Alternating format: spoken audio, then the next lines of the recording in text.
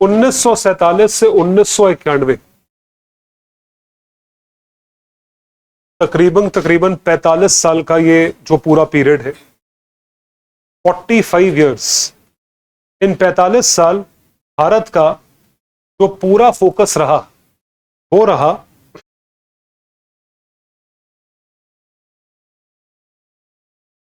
प्राथमिक क्षेत्र पे, प्राइमरी सेक्टर पे। प्राइमरी सेक्टर यानी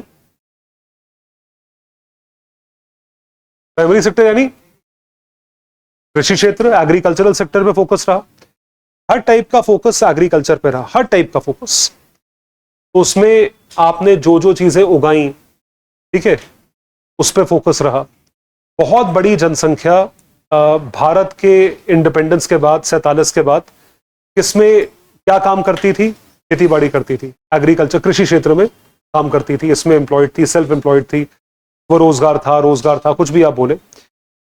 60 से 70% जनसंख्या एग्रीकल्चर में एंगेज थी और एग्रीकल्चर का कंट्रीब्यूशन जीडीपी में भी काफी अच्छा था। और जबकि उस टाइम की एक सिचुएशन अलग थी कि हम आत्मनिर्भर नहीं थे, हम सेल्फ सफिशिएंट नहीं थे। मतलब आप सोच के देखो, 100 में से 70 लोग खेती बाड़ी कर रहे हैं और उसके बाद भी अनाज हमें क्या करना पड़ रहा है? आयात करना पड़ रहा है, इंपोर्ट करना पड़ रहा है।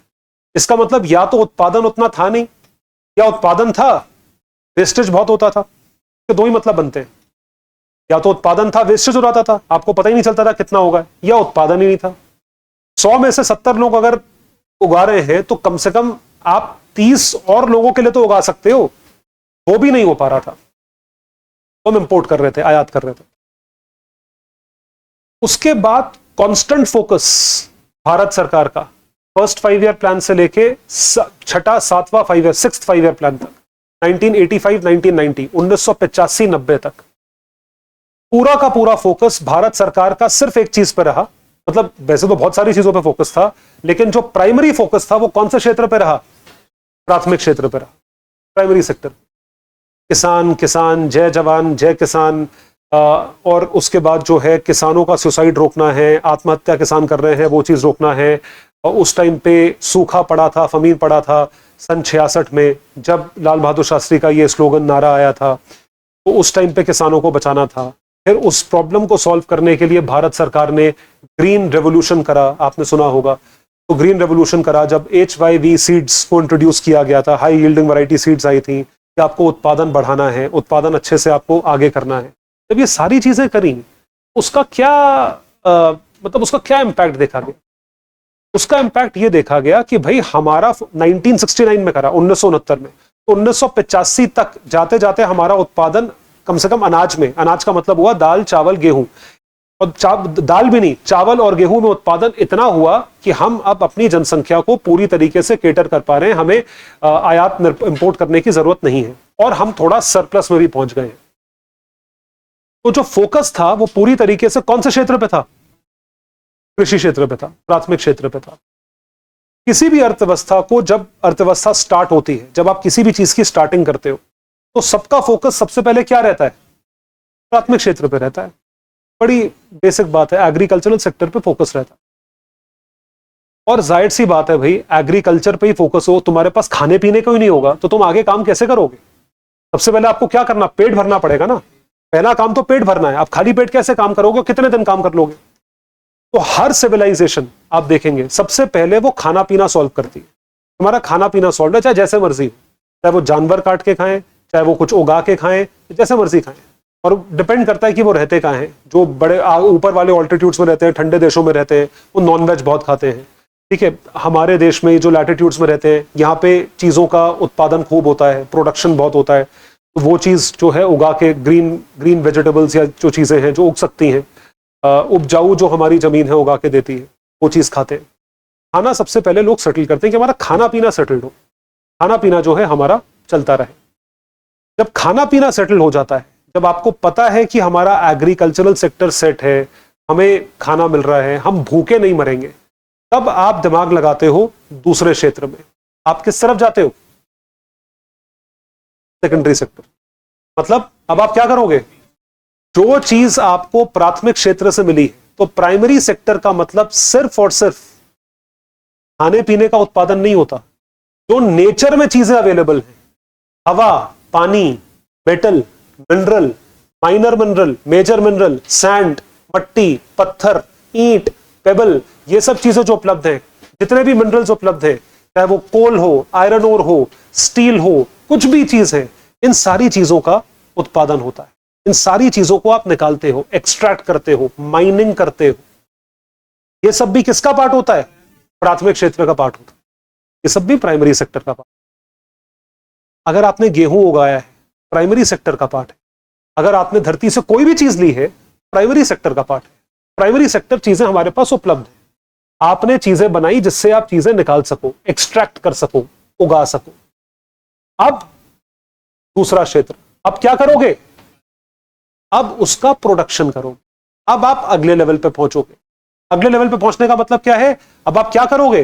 रॉ मटेरियल को फिनिश्ड प्रोडक्ट में कन्वर्ट करोगे, मतलब उसको यूज करने के पर्पज से कन्वर्ट करोगे। यूज करने का मतलब क्या है कि अब गेहूं है, अब उसको आटे में कन्वर्ट करो, और आटे में कन्वर्ट करने के बाद उसे बेचो। तो जब लोग जाएंगे, अब हर इंसान गेहूं खरीद खरीद के जाके पिसवाएगा नहीं, टाइम नहीं है या पता नहीं है कैसे करवाते हैं, तो अब आपको आटा मिल रहा है, आप आटा खरीद के घर पे लाइए। उसके लिए आपको क्या करना पड़ेगा? फैक्ट्री लगानी पड़ेगी। तो आशीर्वाद आटे की फैक्ट्री है, हाथी ब्रांड की फैक्ट्री है, कई सारी चीजों की फैक्ट्री लगी हुई है। वो क्या करते हैं? वो पीस पीस के चीजें बेचते हैं। जितना भी अनाज होता है, चाहे वो बाजरा हो, चाहे वो किसी भी तरह का अनाज हो, उसे पीस पीस के बेचते हैं। पिसा हुआ सब कुछ मिलता है, वही हम घर खरीद के लाते हैं, है ना? ऐसा होता है।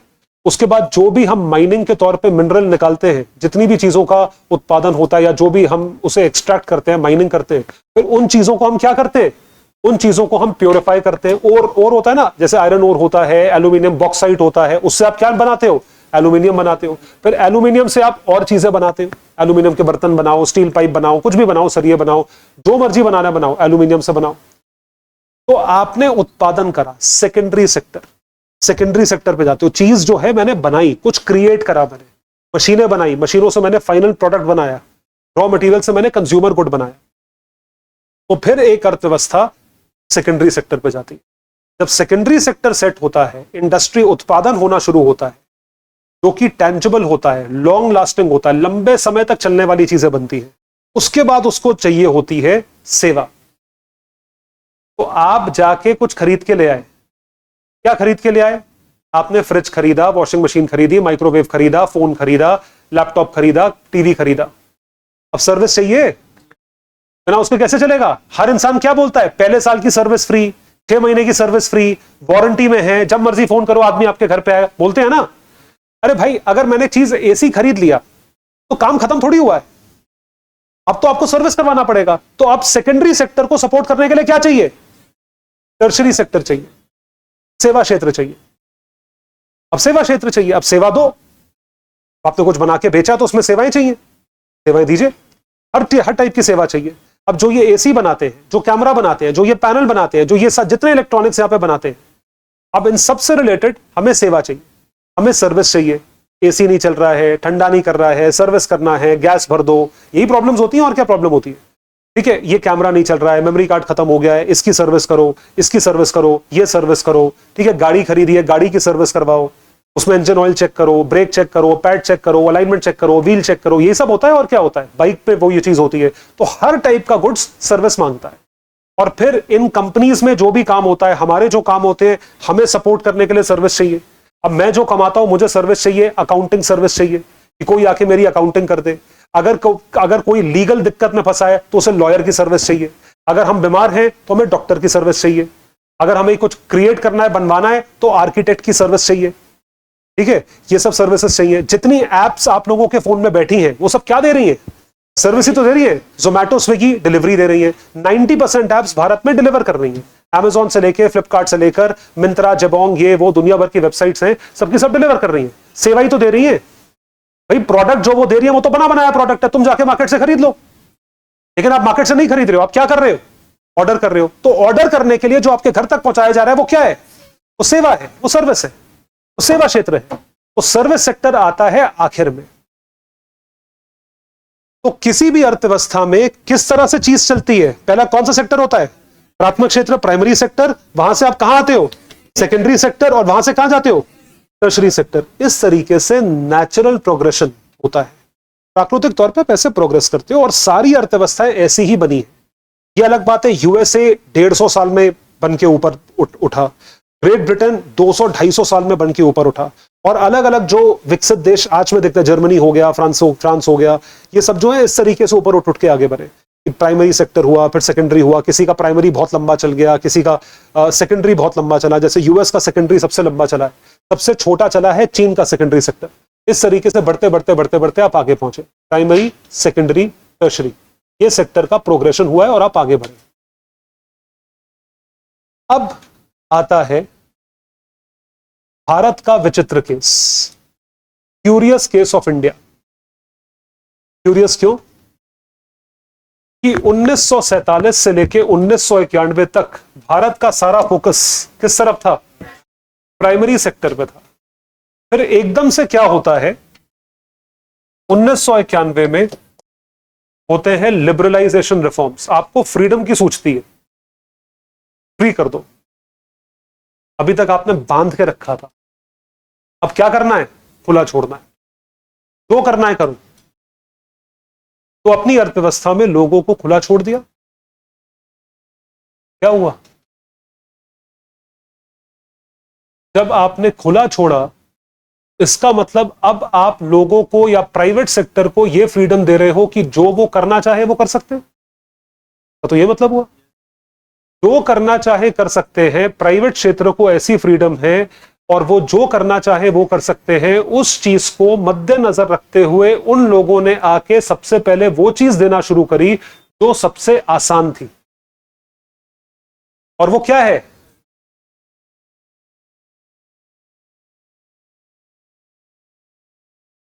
सेवा क्षेत्र, telecom service, doctor service, insurance service, beauty service, taxi service, railway service, नहीं रेलवे नहीं, एयरलाइन सर्विस, ये सारी क्या है? ये सर्विसेज है, ये उत्पादन नहीं है। अगर एयरलाइन की सेवा दे रहा हूं तो एयरलाइन कौन सा मेरे देश में बन रहा है? या तो एयरक्राफ्ट यहां बन रहा हो तब मेरी कंट्री का फायदा है। आपने प्लेन खरीदे बोइंग से, एयरबस से, दो ही कंपनी से पूरी दुनिया में जो प्लेन देती है। बोइंग से खरीदा, एयरबस से खरीदा, 100 एयरलाइन लेकर आए, उड़ा दी, जेट एयरवेज बना दी, ठीक है, किंगफिशर बना दिया, गरुड़ बना दिया, बहुत सारी एयरलाइन हुआ करती थी। आपने 10 तरह की एयरलाइन बना दी, उसमें से 8 डूब गई, ठीक है, एयरलाइन बना दिया। इंश्योरेंस सर्विस सबसे आसान काम है, 100 लोग पकड़ो, वो घुस जाते हैं लोगों के अंदर, खरीदो खरीदो खरीदो खरीदो खरीदो खरीदो, खरीद के बेच के निकलते, जान खा जाते। इंश्योरेंस एजेंट जैसे LIC के एजेंट है, वैसे ही आपके ये प्राइवेट सेक्टर के एजेंट्स हो गए, और ऐसी कर करके सारी सेवाओं में लोग घुस गए, क्योंकि सेवा जो है वो सबसे आसान काम है किसी भी अर्थव्यवस्था में। एक बोलते हैं ना, एक अंग्रेजी की कहावत है, low hanging fruit. Low hanging fruit मतलब एक टहनी जो सबसे नीचे आ चुकी है, वो आपको फल तोड़ के खाना है। मैन्युफैक्चरिंग में क्या करना है? तुम्हें पेड़ उगाना है, पेड़ उगाओ, उसमें कितने महीने लगेंगे, उसके बाद वो फल देगा, उसमें लगेंगे 1.5, 2, 3 साल। वर्सेस आप आम उग चुका है, पीले रंग का हो गया है, और वो जैसी आम होगा वो झुक गई डाल, अब तोड़ के खा लो। सेवा लो हैंगिंग फ्रूट है, लो हैंगिंग फ्रूट को पकड़ना बहुत आसान है। तो इकोनॉमी ओपन हुई और सेवा क्षेत्र वालों ने भर ली पूरी इकोनॉमी, पूरी अर्थव्यवस्था भर ली। जितनी फॉरेन कंपनीज थी सारी आ गई, ऐसे बबल की तरह। जो प्रेशर कुकर है वो ऊपर तक भरा हुआ था, फटने को तैयार था। अब आप उनको आके क्या दे रहे हो? जिन लोगों ने कभी मैकडॉनल्ड्स का नाम नहीं सुना है, डोमिनोज का नाम, फास्ट फूड पता ही नहीं क्या होता है, फास्ट फूड के नाम पे अगर आप ठेले पे जाओ तो चाट मिल जाएगी। अब आपको एक एयर कंडीशनड जगह में नियॉन साइन के साथ, जहां पे मैकडॉनल्ड्स लिखा हुआ है, वो जगह बुला रही है और 20 रुपए में बर्गर दे रही है। अभी अब कितने का है? कितने मैकडॉनल्ड्स का बर्गर कितने का है? 55 का सबसे सस्ता बर्गर कौन सा है? 55 का है। मैं जब स्कूल में था तो 20 रुपए का बर्गर होता था, मैं कालू टिक्की बर्गर 20 रुपए का होता था। मतलब इतनी प्रीमियम जगह पे वो खोलते थे, लोगों को घुसने में डर लगता था। बाद में ऐड दिखा दिखा के उन्होंने बोला कि नहीं, ये 20 रुपए की चीज है, और उसमें कोई पर नहीं लगे हुए हैं कि आप अंदर घुसो तो 20 का बिल 30 हो जाता है। नहीं, 20 रुपए की चीज 20 रुपए की मिलेगी। तो सॉफ्टी वो बेचता था जिसको सॉफ्ट सर्व कहते हैं, वो सॉफ्टी 6 रुपए की मिलती थी 1999 99 2000 में। लोगों को लगा यार ये बहुत सही चीज है, 20 रुपए का बर्गर है। आज भी मैकडॉनल्ड्स अफोर्डेबल कैटेगरी में आता है, तभी भरा रहता है, हमेशा हमेशा भरा रहता है। तो लोगों ने हॉस्पिटैलिटी सेक्टर, रेस्टोरेंट सेक्टर, ये क्या है, रेस्टोरेंट खोला, सर्विस ही तो दे रहे हो, लोगों को बिठा के खाना खिला रहे हो, सर्विस है। तो फास्ट फूड चेन्स भर गई। जो चीजें, जिन चीजों का उत्पादन ऑलरेडी बाहर हो रहा था, वो सब चीजें आपने इंपोर्ट करी और बेचना शुरू कर दी। नाइकी का शोरूम खोल दिया, एडिडास का शोरूम खोल दिया, बाटा का शोरूम खोल दिया, सारे शोरूम खुलना शुरू हो गए। चीजें सब बिक रही हैं, लेकिन सब किस क्षेत्र में आते हैं, सेवा क्षेत्र में आते हैं। कि मैं सेवा दे रहा हूं। हॉस्पिटल, प्राइवेट हॉस्पिटल्स आ गए। हॉस्पिटल क्या करता है, सेवा क्षेत्र है। मैक्स, फोर्टिस, ये वो दुनिया भर के हॉस्पिटल्स आप देख लीजिए, प्राइवेट हॉस्पिटल्स हैं आज की डेट, कॉर्पोरेट हॉस्पिटल्स हैं। इतने बड़े 5 स्टार हॉस्पिटल बना रखे, रिसेप्शन है हॉस्पिटल में, बताओ। हॉस्पिटल में कैफे कॉफी डे खोल रखा है। हॉस्पिटल कोई कॉफी पीने जाता है, इतनी गंदी बदबू होती है हॉस्पिटल की। कैफे कॉफी डे है, हॉस्पिटल में लोग चाय नाश्ता कर रहे हैं, कमाल ही है मतलब। तो ये सारा का सारा सेवा क्षेत्र ने टेक ओवर कर लिया। कि सेवा क्षेत्र बहुत आसान काम है। आज की डेट में मुझे कोचिंग सेंटर खोलना है, मैंने ये जगह ली, इसका भाड़ा है मान लीजिए 1 लाख रुपए महीने का, लाख रुपए महीने का भाड़ा हुआ। इसके ऊपर मुझे क्या करना है, 4 एसी लगाने, ये 3-4 चीजें लगानी है, कुर्सियां लगाना है, 4 एडवर्टाइजमेंट दूंगा, जितने मर्जी बच्चे आए मैं काम करना शुरू कर सकता हूं 1 महीने के अंदर। 1 महीने के अंदर अगर मुझे उत्पादन करना हो उसी कैमरे का, तो पहले मैं जमीन खरीदूं, फिर मैं मशीन खरीदूं, फिर मैं लेबर को स्किल करूं, फिर मैं रॉ मटेरियल खरीद के लाऊं, फिर मैं उसे मैन्युफैक्चर करके पैकेज करूं, फिर मैं बेचने के लिए उसके लिए डिस्ट्रीब्यूटर ढूंढूं, फिर मैं दुकानों पे अपना सामान, आप समझ रहे हो ना। तो सेकेंडरी सेक्टर को आप डेवलप करोगे तो उसमें उतना टाइम लगता है जिस चक्कर में मेहनत कभी करी नहीं भारत ने। तो हम डायरेक्टली कहां से कहां पहुंच गए,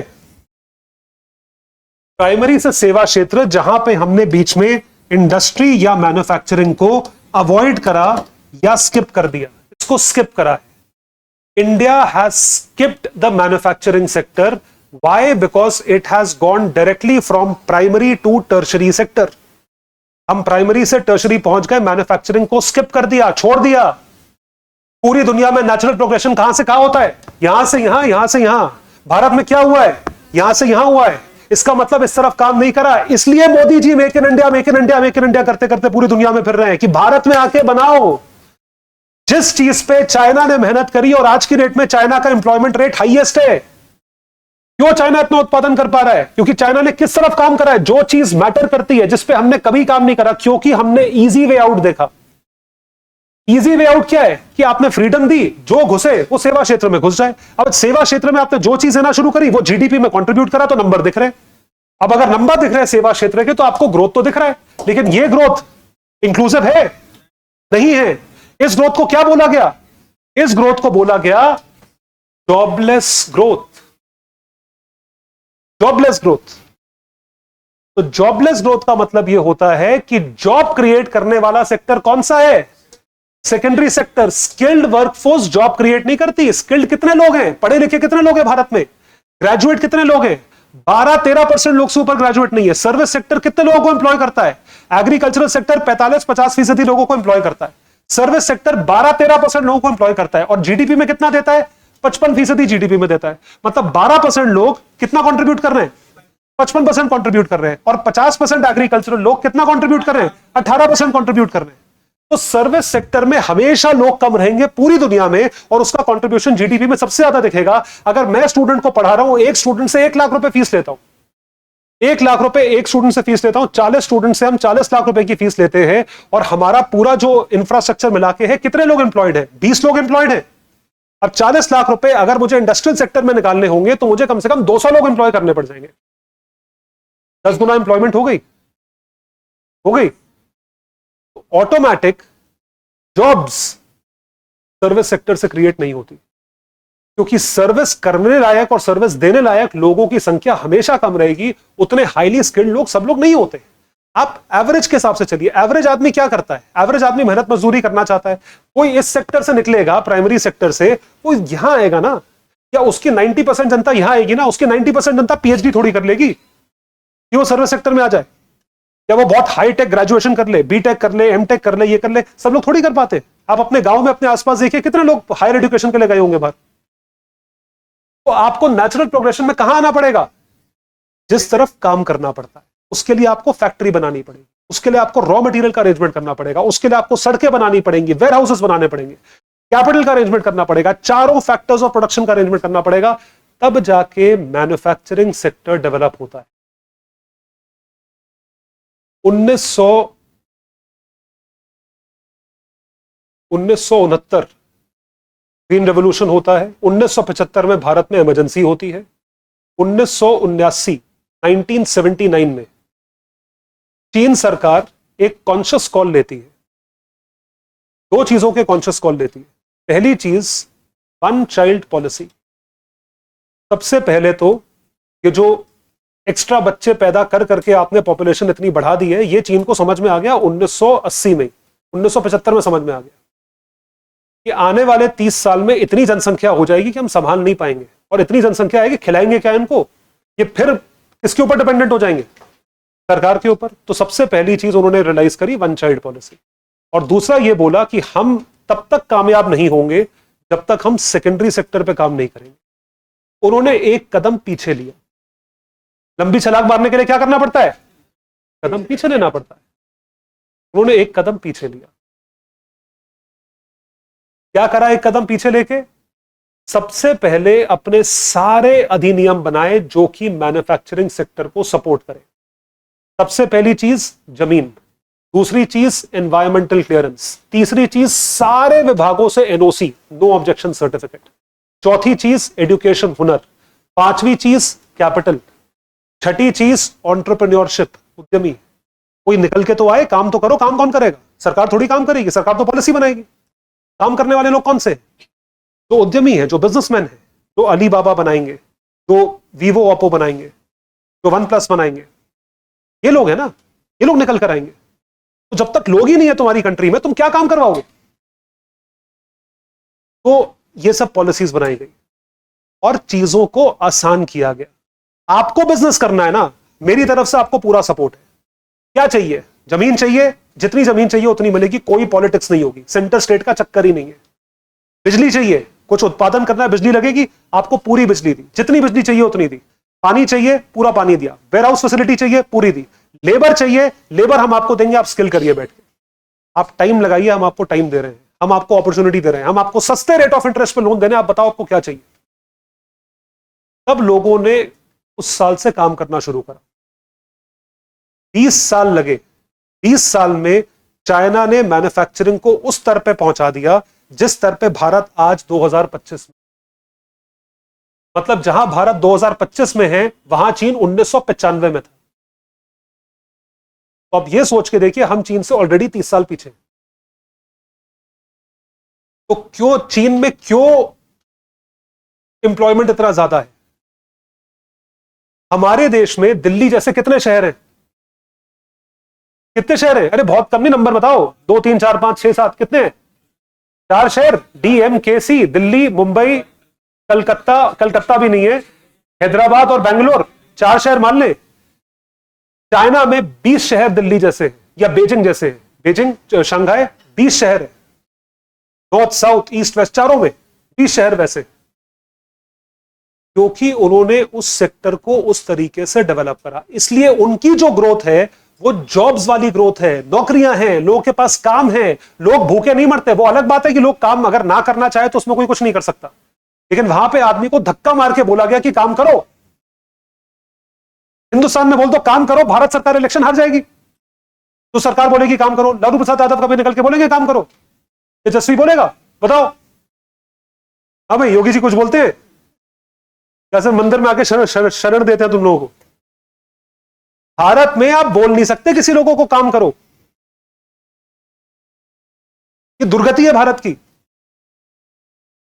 फ्री में खाना ले लो, फ्री में बिजली ले लो, फ्री में पानी ले लो, फ्री में ये ले लो, free free free free free. अरे आदमी को काम करने की जरूरत क्या है। जो सबसे अमीर आदमी है वो देश छोड़ के जा रहा है दूसरे देशों में, जो मिडिल क्लास है वो पिसता है क्योंकि मिडिल क्लास टैक्स भरता है जिस टैक्स का उसको कोई बेनिफिट नहीं है। आप जो टैक्स भर रहे हो उसका आपको जीरो बेनिफिट है, जीरो। टैक्स के पैसों से क्या होना चाहिए, चलो मुझे ये बताओ, टैक्स के पैसों से तुम्हें क्या मिलना चाहिए? तुम सब टैक्स भरते हो, जीएसटी भरते हो, इनकम टैक्स नहीं भर रहे, अभी आपकी इनकम नहीं है, जीएसटी भर रहे हो हर चीज पे, 5% से 28% का जीएसटी भर रहे हैं आप लोग हर चीज पे, चाहे वो दूध की थैली हो, चाहे किसी का अगर धूम्रपान करने का शौक हो तो वो उस पर भी आप 28% जीएसटी भर रहे हैं, चाहे वो सिगरेट हो, पान मसाला हो, तंबाकू हो, कुछ भी हो, शराब हो, आप 5 से 28% का जीएसटी भर रहे हैं। क्या मिलता है आपको जीएसटी भर के? वातावरण प्रदूषित है, ठीक है, आपको सड़कें टूटी हुई मिलती होंगी, पानी आपके घर कम आता होगा या लिमिटेड टाइम पे आता होगा, बिजली का पूरा एक्सेस नहीं है, आप हर चीज का बिल भरते हैं, हर चीज के टैक्सेस देते हैं, लेकिन उसके बाद भी आपको वो सुविधा उपलब्ध नहीं है जो कि एक टैक्स पेयर को होनी चाहिए। और ये बड़ी नॉर्मल बात है, आप एहसान नहीं कर रहे मुझे कुछ कुछ देके, अरे मेरा हक बनता है क्योंकि मैं टैक्स भर रहा हूं, नहीं मिलता है इसलिए मिडिल क्लास पिसता है, इसलिए आदमी को मंजूर है गरीब रहना कि भाई फ्री में तो मिल रहा है, अगर मैं क्वालिफाई करके मिडिल क्लास में आ गया तो मैं टैक्स भरूंगा, मिलेगा मुझे कुछ नहीं। आप समझ रहे हैं, जिसको जिस टाइम पे अपॉर्चुनिटी मिल रही है वो भारत देश छोड़ के जा रहा है। कितने लोगों ने इंडियन सिटीजनशिप गिव अप करी है पिछले 10 साल में? लाखों की तादाद में लोग हैं। पिछले 3 साल में 50,000 से ऊपर लोगों ने इंडियन पासपोर्ट गिव अप कर दिया। ये तो पासपोर्ट गिव अप करने वाले लोग हैं, वो माइग्रेट कितने करे होंगे जो अभी भी एनआरआई हैं लेकिन वो बाहर जाके रह रहे हैं, लाखों की तादाद में लोग होंगे। 1 मिनट में मौका मिलता है चले जाते, इसलिए नहीं क्योंकि बाहर लड्डू पेड़ा मिल रहा है, नहीं, बाहर का जीवन बहुत मुश्किल है। कनाडा जाके रहो, -25 डिग्री टेम्परेचर चलता है 5-6 महीने, आसान नहीं है कनाडा में रहना, लेकिन उनको वहां पे वैल्यू फॉर मनी दिखता है। तो जब हम बात करते हैं इन क्षेत्रों की, जॉबलेस ग्रोथ है इंडिया में, इसलिए इतने फ्रीबीज बांटने पड़ रहे हैं। ये यूपीएससी का क्वेश्चन है।